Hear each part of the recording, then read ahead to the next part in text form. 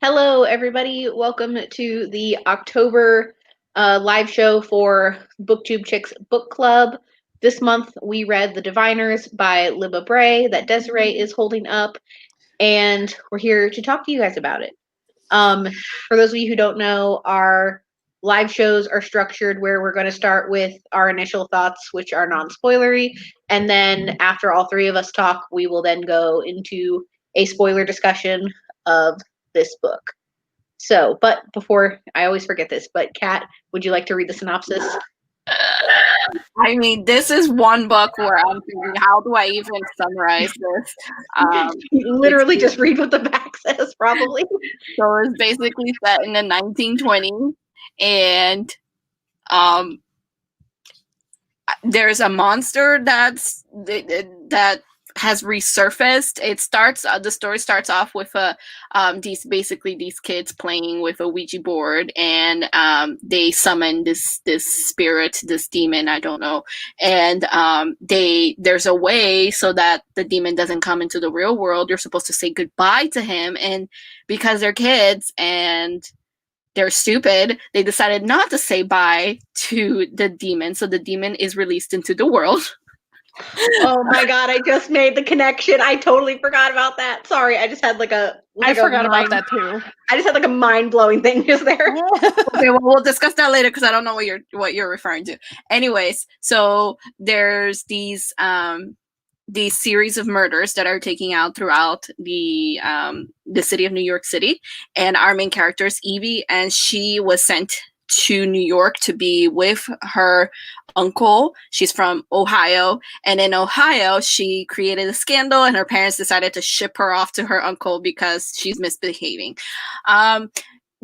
Evie is a diviner, and a diviner is someone who has these special abilities, and what she can do is that she can touch an object and she can see its past.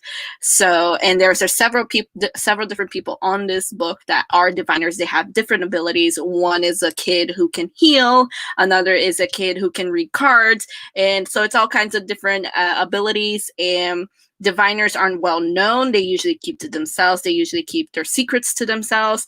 And so Evie is just helping her uncle, who was asked by the police to find out, to help catch the killer, behind all these murderers. And in the end, it does have the supernatural phenomenon behind it too. And I won't go into any more because then it starts getting into spoilers, but that's just the basic gist of this book. I don't really know if I explained it very well. I apologize. I just had such a revelation when you were talking about that, but it'll have to wait until non-spoilers. Okay. You can go, Desiree. So in regards to initial thoughts, there's so much that I loved about it. I loved, how we definitely felt like we were in the 1920s. I loved that it was set in New York. And, even though it was in the 20s, it still felt very current to me, which was a little spooky in regards to some of the more human issues they encountered in regards to eugenics and everything else, all the political stuff. I think felt spookily that it rings true still. But I really liked the characters. I liked each one of them for different reasons. I have heard people say that they felt like the characters were kind of flat, but I didn't feel that way at all. There were a lot of characters, and it does go back and forth between some perspectives, but really, overall, I think I'm just super excited that this is a series and that I can continue on and that there's more to it. And so those are kind of my initial thoughts. So for those of you, I know you guys know, but for those of you that know my reading tastes, this is not it. I'm gonna be really honest, I was not looking forward to reading this book, but I was like, okay, let's read it, we'll do it. I was being a good sport. And I was actually very surprised by this book, and I ended up rating it 4 stars, which I know Kat was like shocked by. And I listened to the audiobook for this one because I could not get a copy from the library and I don't own a copy. So I ended up exclusively listening to the audiobook. And first of all, the audiobook's fantastic. I highly recommend you guys listen to the audiobook if you haven't. And it helped really separate out the characters for me. My coworker was actually reading this book a couple of weeks before me, and she told me that it's a lot of world building, which I guess it could be, but I didn't think it was as much as the way she was saying it was. Totally lost my train of thought there. I was surprised by the book, and I ended up enjoying it. But it's not a genre that I am drawn to, and I don't know if I will continue on in the series just because there's so many other books that I do want to read that are kind of taking more of a priority. But it was definitely 4 stars, and I think we were all surprised by that coming from me. So if we want to go ahead and go into spoilers, we're going to be spoiling the whole book. So if you haven't read it, you may want to leave the live show now. But what do you guys want to talk about?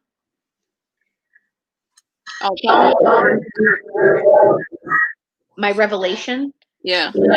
So I completely forgot about the Ouija board in the beginning, and you bringing it up reminded me that the Ouija board and them not saying goodbye is how his spirit came about, and that's how he returned. Right. I didn't connect 2 and 2 until that second. Yeah. I did not make any connections until now. So now what do you guys want to talk about? I'm still tweeting out the link. There are actually discussion questions at the end of the book. You're echoing really badly. Oh, sorry. If you were interested, there are discussion questions at the back of the book. They kind of address different things. Yeah, Kat just gave me a face. I think that would be good just because for one, I don't have a physical book, and for 2, I did not take notes this time. Let me see.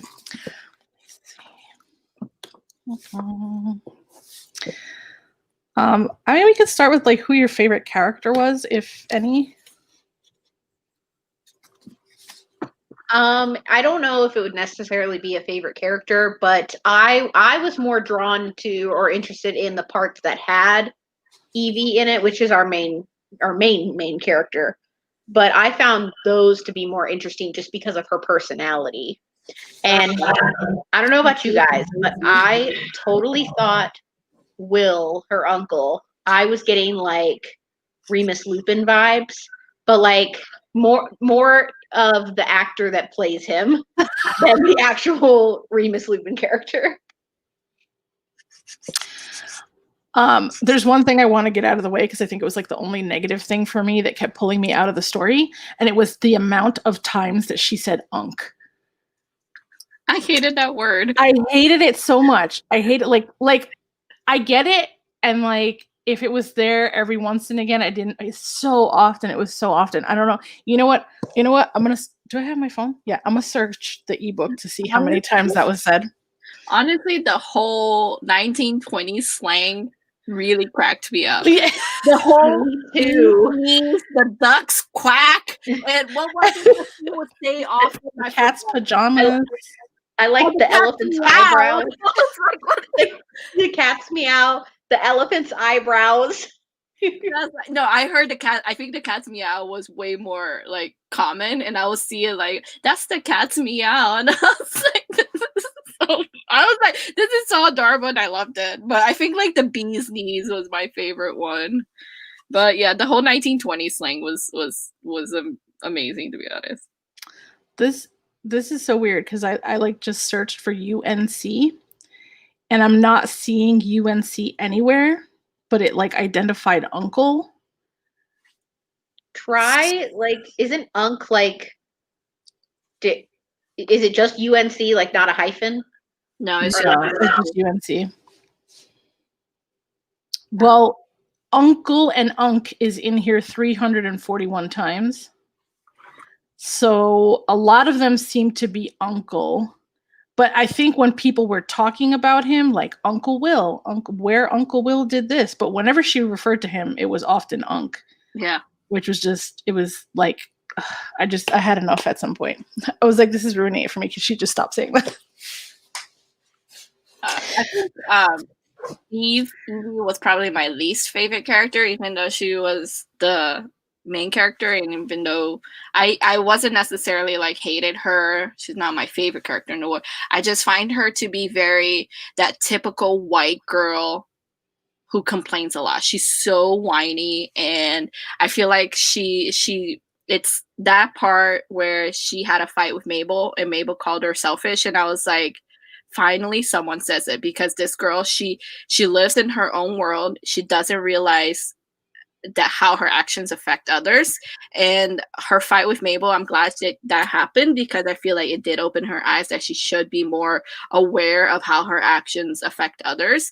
And I just like those whole time I pictured her as this privileged white girl just doing whatever she wants, screw the consequences, but she wasn't terrible. Like it wasn't a character that I hated. She did what she needed to do to get answers, I guess. But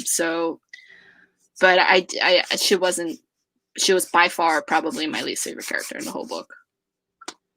I will say, though, that right after they had that fight, she kind of just disappeared until the very end of the book, which I thought was, I mean, I feel like there should have been like some resolution earlier on. Mabel disappeared, you mean? Yeah, it was like right after the fight, we didn't hear about her until the very end, and I'm like, but what happened to Mabel? I mean, I kind of feel like that was done to carve room for Evie and Jericho. Which I wasn't expecting. Really? You weren't? Really? I was expecting you can see it from the beginning. Yeah. No, because I was thinking it was going to go to Sam. Yeah, I was thinking that too. I was thinking there would be like something, but then Sam would be like the ultimate guy in the end. But when it ended the way it ended, and I was like, I was not surprised at all. But again, it goes back to what I said about Evie being very selfish. Like she knows her friends really likes Jericho. She really likes Jericho, and like, for you to do what you did in the end. But again, we have to read the next book and see what happens. But I did expect it to be Sam in the end. But I did have an inkling that probably Jericho was going to be the one. Maybe I was just rationalizing it to myself. But, I'm sure Evie was like, oh, this is bad. My friend likes him. But I think there's a part of her that felt like Mabel wouldn't understand Jericho the way she understands Jericho, because they both have that we're different thing going on. and there's I'm sorry. There's still 3 other books too, so there's the possibility of like a triangle. That's fine. But my thing is, if she's like, here, I just don't like it that she should have talked to Mabel first, maybe. I feel like she's going behind her back, knowing that Mabel likes Jericho so much, and I just feel like it's really bitchy of her to go after Jericho like that, or well, she didn't initiate anything, and Jericho didn't like Mabel from the beginning, so it's not like he never liked Mabel. Like I that's why we knew, because you could tell that he didn't like Mabel, and Evie was pushing it, and we're like, obviously something's gonna happen here. But I mean, I understand that, but she should have told, okay, hey, listen, my friend likes you. Can you let her down gently, and then we can go pissing? You know what I mean? I feel like Mabel, she considers Mabel her best friend. I feel like she should have been more respectful to Mabel. That's just how I feel. Well, that's, future Evie's problem. Yeah, we'll see. We'll see what happens, because if I was Mabel, I'd be like, girl, no. No. I'm worried that, I don't know why I think this. I guess maybe because of that. I'm worried that something's going to happen, and like Mabel's going to end up on enemy lines. Like she's going to end up on the wrong team. Can I say that I definitely thought that Mabel was going to end up being like a victim of the crazy killer at one point.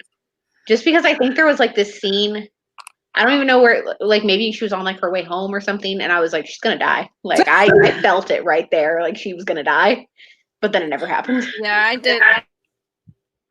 Because you know how Theta almost becomes a victim?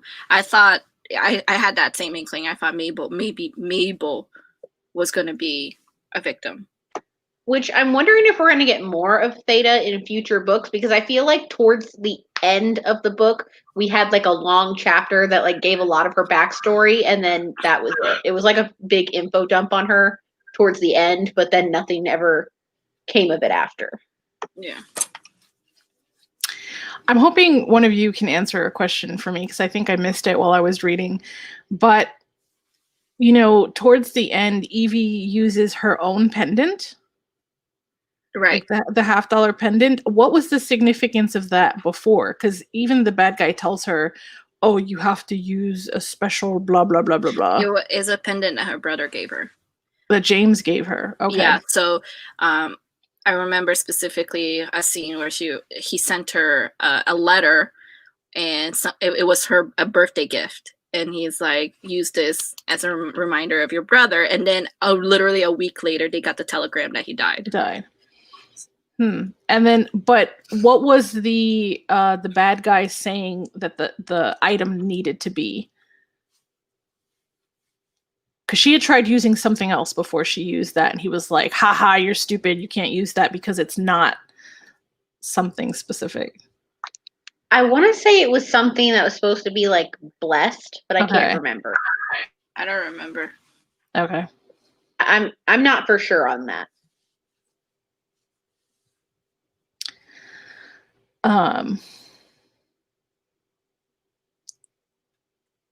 There's just so much. This book had so much. I feel like we kind of didn't get enough of Memphis and Isaiah. I mean, I know like Memphis. Yeah. I mean, I know this book is kind of like showing you the diviners coming together, kind of, you know, like that's the groundwork that it's laying.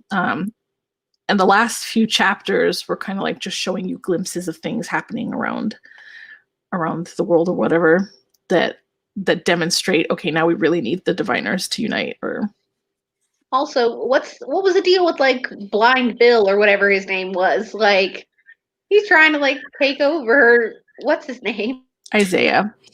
From what I understood, he had his powers taken away, and so he figured out a way to take some of Isaiah's powers in order to restore his own power. But in the end, Isaiah ended up falling into a coma, whatever it was, in which in the end, Memphis was able to heal him or something. But from what I understood, Blind Bill was trying to get his powers back by taking Isaiah's power. So I assume that Blind Bill maybe was a previous diviner, or is diviners exclusively for like the team that comes together to like save the world? Like diviners are not just people with power, right? They're like a specific team. Are they? That's what I'm asking. I thought the diviners were just the people that have the powers, that have these special supernatural abilities. Okay. All right. So then was he like an old diviner? I think so. I think he was a diviner. And that's why I don't remember how he lost it, but he lost it, and he was trying to get it back by taking Isaiah's ability. Yeah, I'm not sure either. I just remember that he wasn't blind after he took some of Isaiah's ability. Yeah, he was a weird character, because I was like, I don't get the point of him. Like, I still don't understand the point of his character. He's probably going to be like the villain in the second book or something. Yeah, like I'm assuming it was just to introduce him, to make him more prevalent in the next books, but I don't get the point of him at all. I am kind of curious on how the rest of the books are going to go, just because, I mean, there's for one, they're all like 600 pages. And for two, I mean, they were so spaced out. There's like 3 or 4 years between each book as well. So they were very spaced out when they were published, and of course they went through like 5 bajillion different cover changes. Maybe they finally settled on like a vibe for this series. I am curious though, because I know it's close to 500 pages, but did it feel like that to you? Like, did it feel like it was boring or slow or? It was just a lot. Yes. It wasn't that it was boring. It was a lot. And there was a lot. It's hard to explain. It's just like all this conspiracy theories, the religious connotations behind it, and trying to understand like the naughty John guy and him coming back, and why he needed to kill all these different victims and take certain body parts. It was too much. And but honestly, I'm glad that the book is not that longer than that, because I just feel like if it was any longer for her to try to explain, to make all the dots connect, it would have just been unnecessarily long. Yeah, the audiobook, I felt like I was reading it forever. I think I was reading it for almost 2 weeks, or listening to it for almost 2 weeks. And it's only 19 hours, but it's just a lot all at once. And the end was just like unnecessarily gory. Because I remember I was finishing it at work, and I was just like, why? Everything that I took from this is the ending was unnecessarily gory. Those 2 old women that killed a cat at the end, what's the deal with them? And I agree. Yeah, why did they need to kill a cat? And religion is a cult. That's what I took from this book. I don't get the point at all. Like, the 2 ladies, are they just to be creepy for the story? I think, I mean, I don't know how much you want me to say, but like, because I had watched somebody else's video and they mentioned what the second book is about. Oh. And so apparently the second book involves people that can dream walk, which I think was those 2 ladies. So I think it was like an introduction to the next book. Right, okay.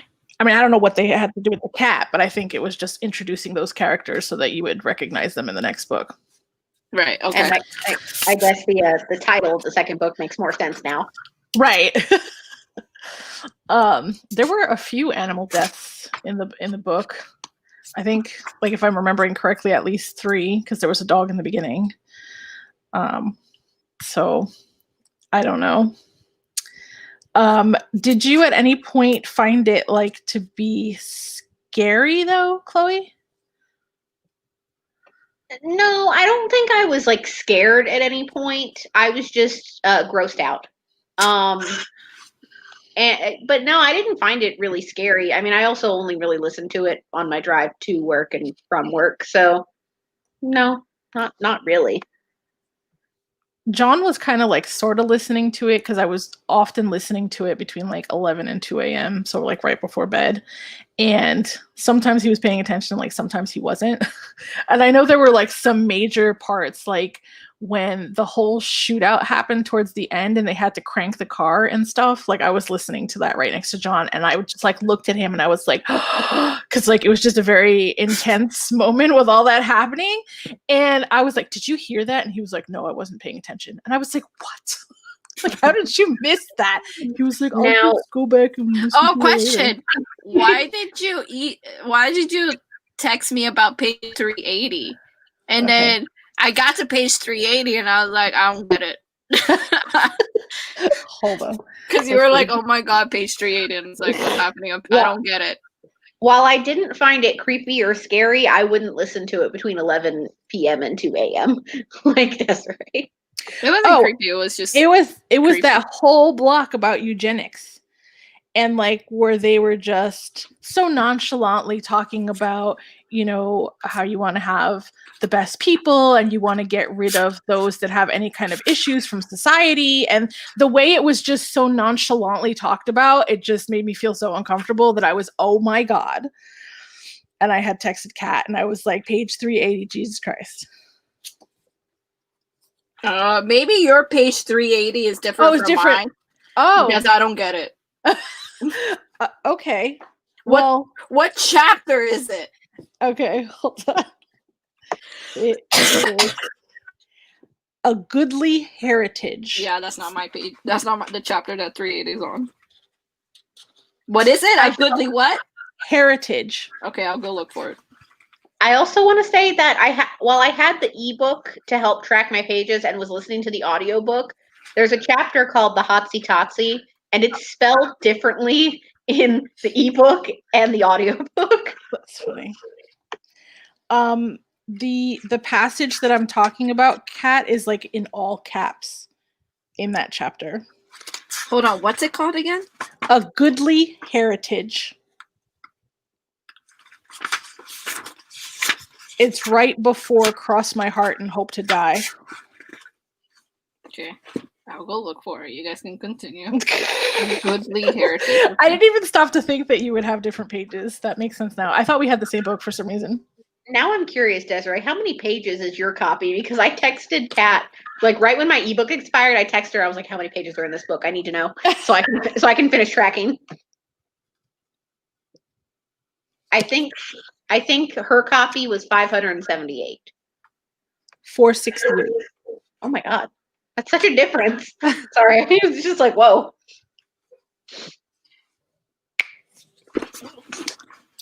Are your chapters named differently? Because I don't see this. That would be really weird. I remember this chapter just because I was like, goodly. Let me see, Kat. I'm just going to send you a picture of this page. What's your first chapter named? Okay, hold on. A Late Summer Evening. Okay, that is what mine says, but I don't find... I hate that there's no numbers in these chapters. Right? Oh, wow. Okay. I found it. It's way in the back. Okay. Oh, my page 380 is literally 80 pages before that chapter. Oh my god. Yeah. So it would make sense that you would be like, what the hell is she talking about? Oh. That's funny. Okay, yeah, I remember this.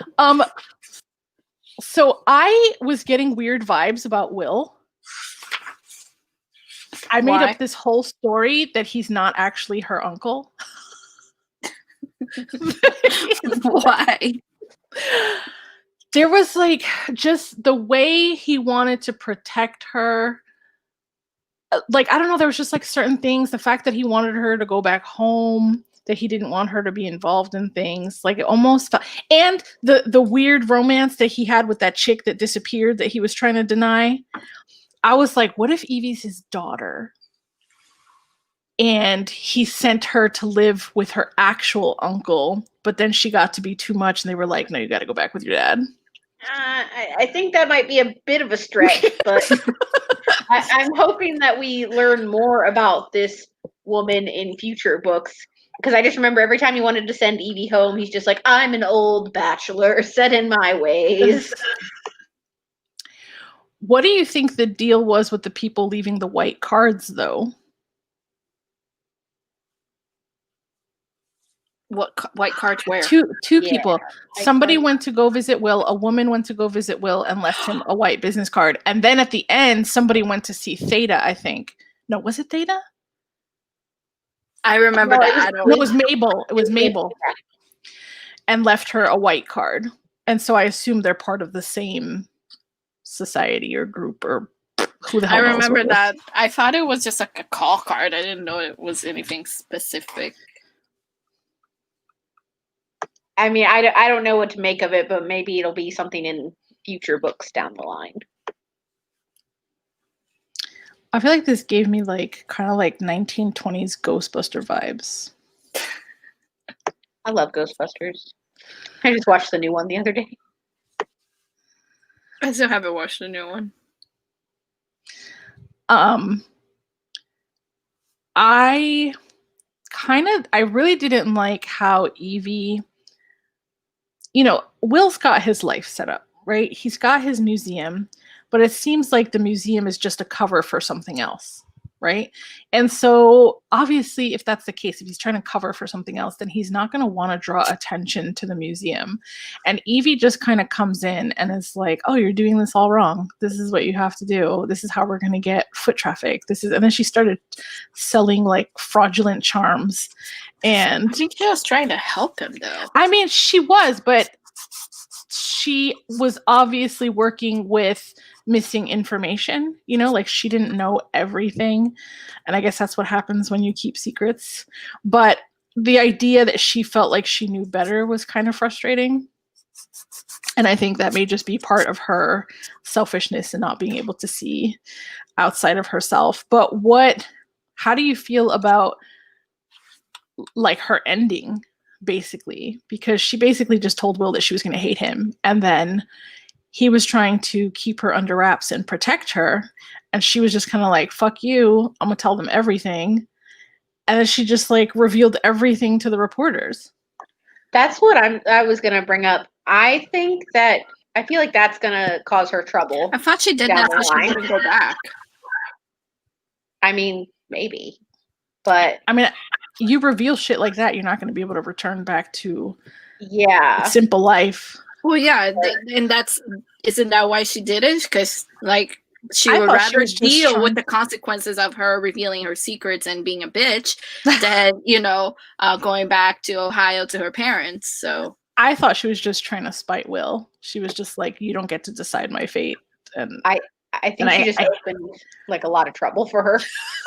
Like I said, really privileged white girl. Let me see.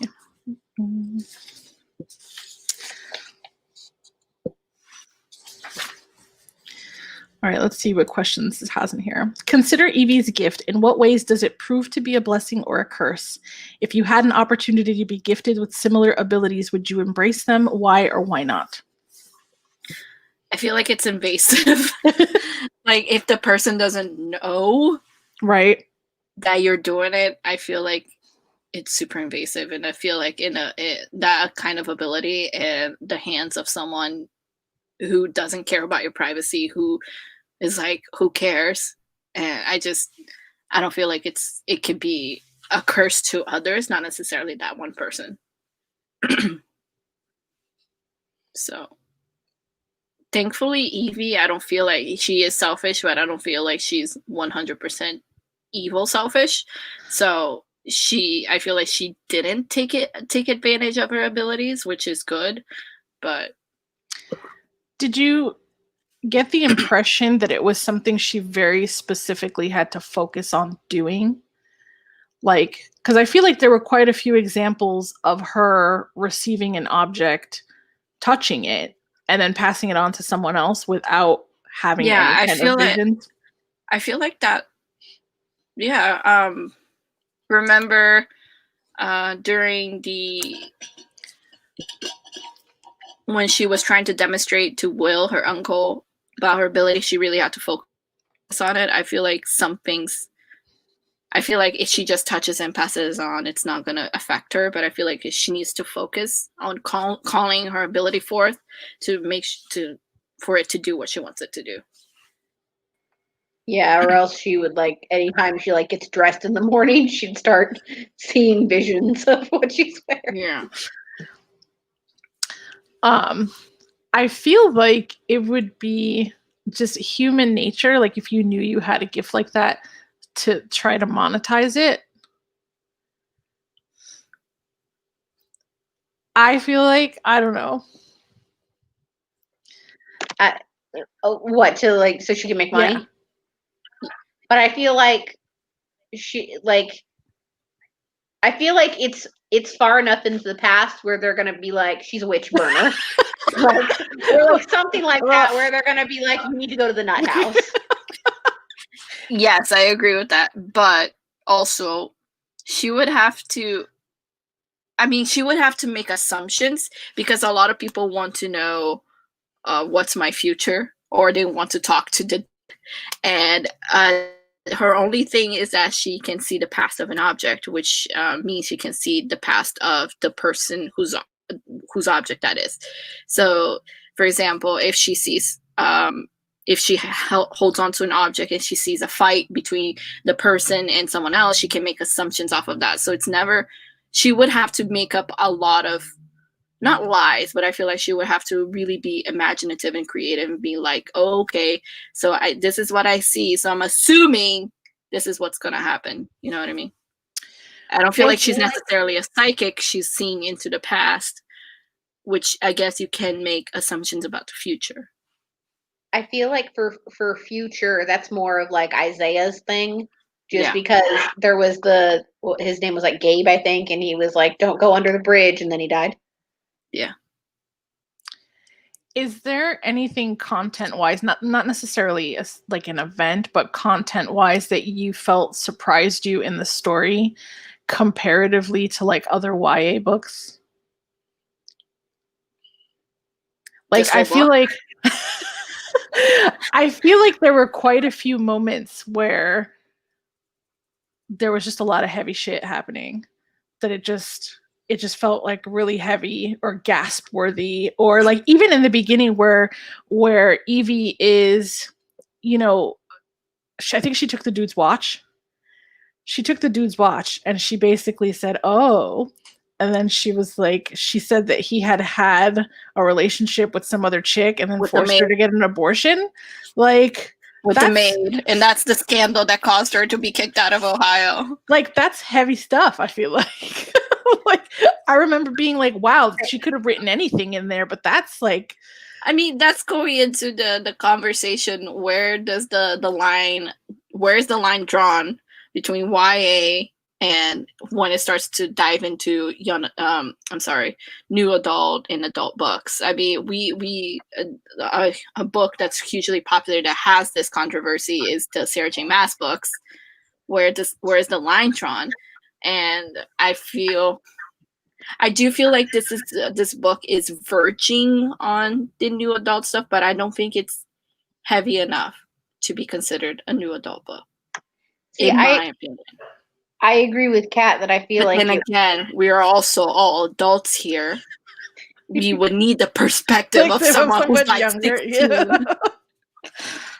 I agree with Kat saying like this whole book was just like a lot. Like, it was, I don't think it felt like a typical like mystery that I was expecting, but it's probably because it also had that blend of like historical fiction in there.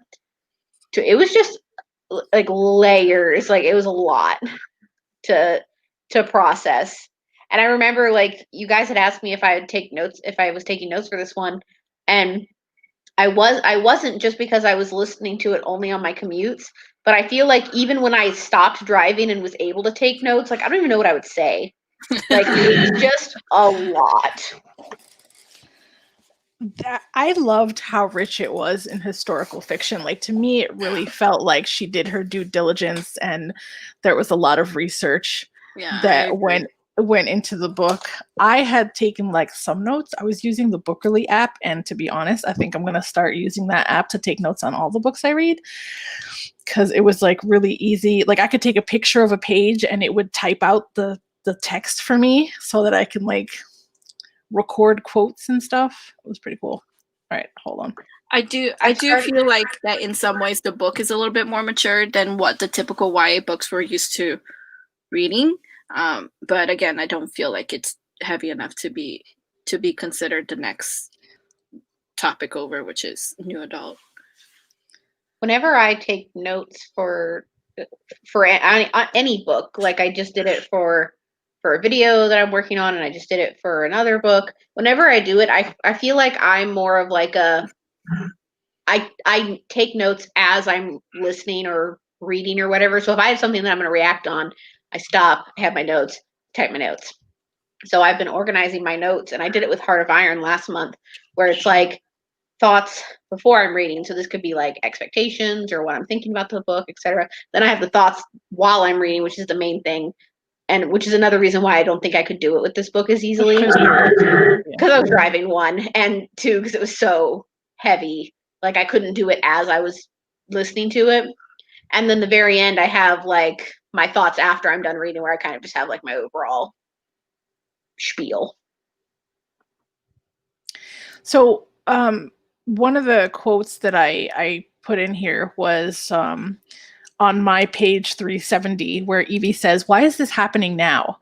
And it says, Will templed his fingers again. I don't know. Something is drawing the likes of John Hobbes. Some energy here. Spirits are attracted to seismic energy shifts, chaos and political upheaval, religious movements, war, invention, industry, and innovation.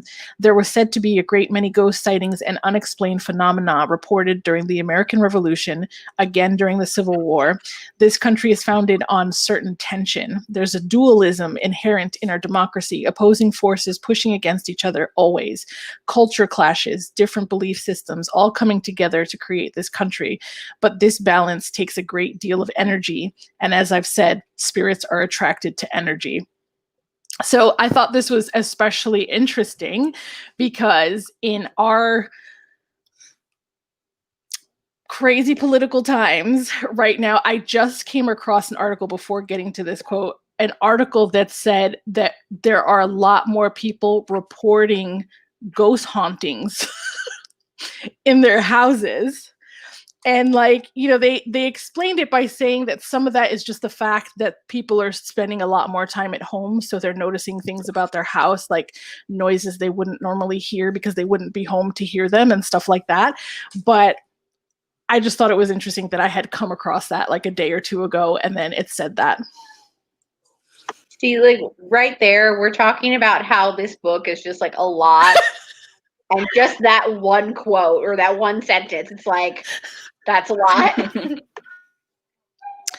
There was also another thing in here that I was like really curious about, because they said something about holding their breath when they drive by a cemetery. Have either of you ever heard about that? No. So it was weird because I was like, I don't hold my breath when I drive past the cemetery, but it seemed obviously important enough to include in the book. So I looked it up, and apparently that's a thing. It's a superstition. And the reason people did it was because they were worried they would inhale newly dead ghosts. and also they were worried that the ghosts would be jealous because they're dead and they can't breathe anymore, but we can. And so a way to show respect for the newly dead. And I don't know, stuff like that was just so like fascinating to me. Possessed. Yeah. So they didn't want to be possessed by breathing in the ghost. Right. But then I was like, I turned to John, but I was like, when people go to the cemetery, they don't walk around with their holding their breath. So like it was very specific about driving past the cemetery. I don't know why, but I just thought it was interesting because there were a lot of tidbits like that in the book that I was like, that sounds weird. Oh, the other thing was that the program that Jericho was in was called Daedalus. And in Greek mythology, Daedalus was Icarus's father. And so like he kind of created Icarus's wings and put them together, and he was like an inventor and stuff like that. And so like stuff like that I just thought was really cool. And there was just so much of that in the book. Yeah. I feel like the author did a really good job researching all aspects of the book, not just like 1920s, the way of life of 1920s, but she really researched religious and religious references, and not just Christianity, but she also, I feel like she delved into other religions and like things like that. I feel like she did a hell of a lot of research for this book. Maybe that's why there's 3 years in between each book. Yeah. That makes sense. Yeah, I'm just wondering how long exactly it took her to just write this book. Yeah, I mean, like, I think this one came out in 2012, I want to say, and the last book only just came out in February this past year. In regards to Memphis's powers, do you think he actually, well, obviously we know now that he didn't like fully lose them, but while you were reading the book, did you think he actually lost them? No, I thought he was lying. You thought he was consciously lying? Yes, I thought whenever he would tell people, "Oh, I can't do anything because I lost my powers," I really thought he was lying. I thought he just didn't want to do it anymore. And then later in the book, I was like, started questioning myself. I was like, is he serious or is he lying? And then towards the end of the book, I was like, oh, okay, he was telling the truth. But I seriously thought towards the beginning when, excuse me, when he couldn't help out when she was a dancer or something, and she broke her leg or something like that. Something happened, and he said he couldn't help her because he didn't have his ability. I thought he was pulling her leg, like literally, like just lying. It makes a lot of sense now that Blind Bill asked him about if he could heal him and make him see again. And instead going to Isaiah when he found out that his powers weren't there anymore. Now that I made that connection too just now. Yeah. What do you think of Will as Evie's guardian? Do you think he was an appropriate guardian? How were Evie and Will similar, and how were they different? Are you getting these questions from the discussion part? Well, this one I am, yeah. The other ones I wasn't. I feel like he could be a good dad. He's a good guardian. He kind of reminds me of my dad, where he's like, listen, as long as I know where you are and it's not illegal, we're good. I'm not gonna lie, when Evie first got in trouble because he told her to stay home, and then she went out and she got arrested, and he was like, I'm sending you back to Ohio. I was like, please do it, because this girl's so spoiled. I feel like she acts like she has everybody wrapped around her finger, and I hate that kind of attitude. Bring her down to earth, knock her off her pedestal, just bring her down to earth. And I really wish he had done it just to punish her, but then of course she manipulated him into letting her stay. But I do feel like he had his moments of parental authority, and I did respect him for it. But in the end, I feel like Evie always got what she wanted. I feel like, some kids are just really hard-headed. And with the really, really hard-headed ones, you have to approach things a little bit differently. And I think the girl just needs a spanking. She needs to her parents just need to freaking no. Well, I was gonna say that she seems to me there are kids that will just respect authority, and that's it. They know those are the rules. They just listen because they listen, and that's what they do. They want to please, whatever. But then there are some kids that need to know why. And, I feel like Evie was one of those kids, and he kind of didn't want to fill her in on shit. He didn't want to tell her stuff. I know at one point he was like, oh, that's Jericho's story to tell or whatever. But there was definitely a lot of shit that he was hiding from her. And I think he was treating her too much.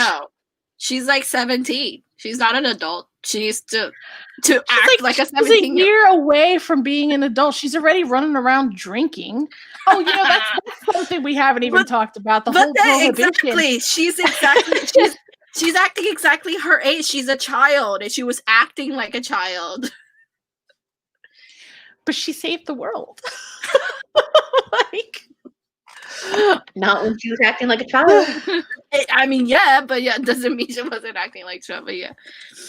Maybe I'm just mad that Will didn't give me answers. I wanted answers. I wanted to know what this secret society he was in, and what was it? Project what? Buffalo. Oh, okay, yeah. So, what the hell was that all about? That's a good question. I feel like, again, these are answers that are going to get in the next books, because, again, it's a lot of unanswered questions. And I'm really curious if there was a governmental paranormal, project that existed in the 1920s. Like the Men in Black? Kind of, but it wouldn't surprise me. The government's been hiding alien stuff for, ever now. So I don't know. I feel if anything in the 1920s, there was probably a lot of unexplained things that we chalked up to other stuff. I don't know. Yeah. Did you Wasn't it, speaking of aliens, wasn't it this year? Yeah, it was just a few months ago, like as part of 2020, the United States government released videos of what were turned into them as suspected UFOs, saying that they had no idea what it is. So it really is a UFO. It's an unidentified flying object because they couldn't figure out what it was. I mean, this year has lasted like 80 years, so. But I also feel like this year is going by really fast. I mean, we're already at the end of October. Yes, but still, I feel like the first half of this year went by super slow, and now the second half is going by like super fast. Like, guys, like, do you just ever think back to like this time last year? It was a different time. Things were normal. Yeah. I just saw that like my cruise was a year ago, and I was like, wow. Really? Yeah. Was my cruise last year? I can't remember. I think it was last year. What is time even? Exactly. Like, guys, we went to New York over a year ago true. now. Yeah. Ugh. God, I'm just sad. I had my quarantine breakdown like 2 weeks ago before work. Do you have any, I guess, final thoughts about the story? I am definitely going to be continuing on with the story. I'm excited. My only thing that I hate about this series is that every book has had a cover change. So just trying to find, if you could hold up your cover. I'm trying to find the covers, that particular cover of all the books in paperback. Yeah, I have been too. We're talking about it last night. Whatever, but is that cover hard to find? For the other books, yeah. For the older book. In the same size. Like, I just ordered 2 from Book Depository. I ordered book 3 and book 4, and they're not the same size. Yeah, UK, their paperbacks are shorter. Like the book height is shorter. So if you ordered the books, they're gonna be like up to here, like or something like that. They're gonna be shorter. I'm so sad. You'll have the same covers, but the book height is different. Yeah, I learned that the hard way. I'm never getting this book. Well, because I remember when we were doing our birthday shopping for each other, you had the Diviners on your list, and I was like, "Oh, I'm gonna get Kat the Diviners," and then I was like, "She has the Diviners. Why?" Yeah, but it's the newer books, right? Those are the newer books are not in that new cover, and the UK version they do have it, but again, the heights are different. So I don't never think the same.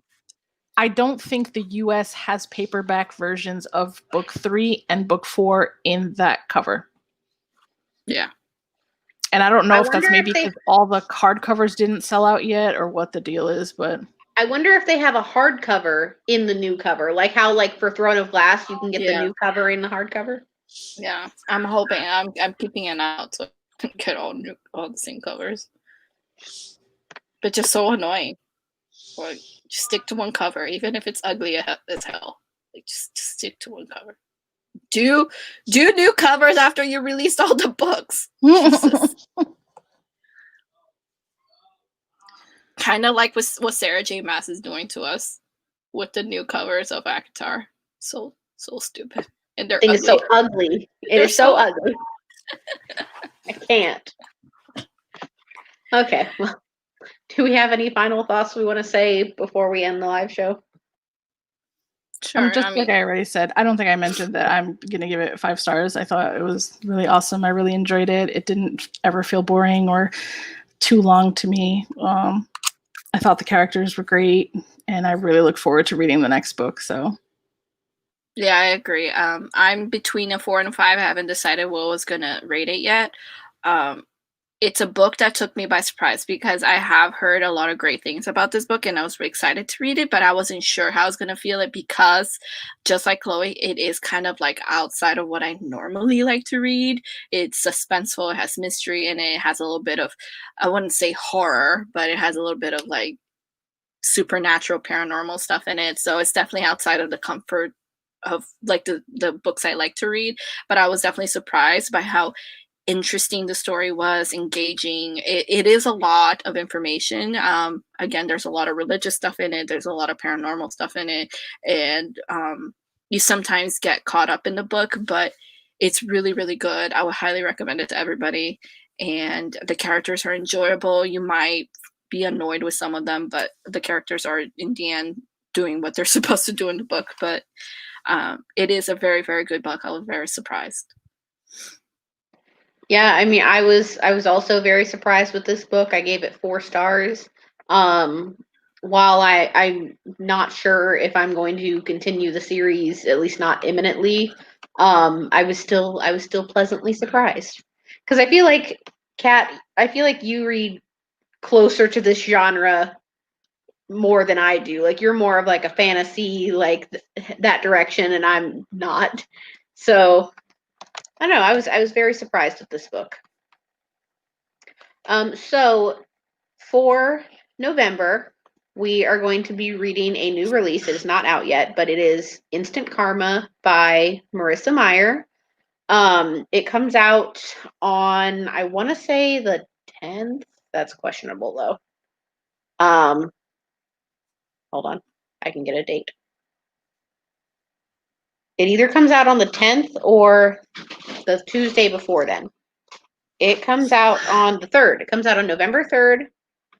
So make sure you are able to, if you get a copy, you can join us for our live show. It is going to be before the holidays. So it's going to be on Sunday, November 22nd. That's the Sunday before Thanksgiving, at 6 p.m. on this channel. And I'm excited for this one. And I just love Marissa Meyer, so I'm pumped to discuss with you guys. So I think that is all we have for this live show today. Make sure to go subscribe to everybody's channels. They're going to be linked in the description below. Follow us on Twitter at BookTubeChicks for all information regarding upcoming live shows and announcements. And we'll see you guys back here on November 22nd. So, bye guys.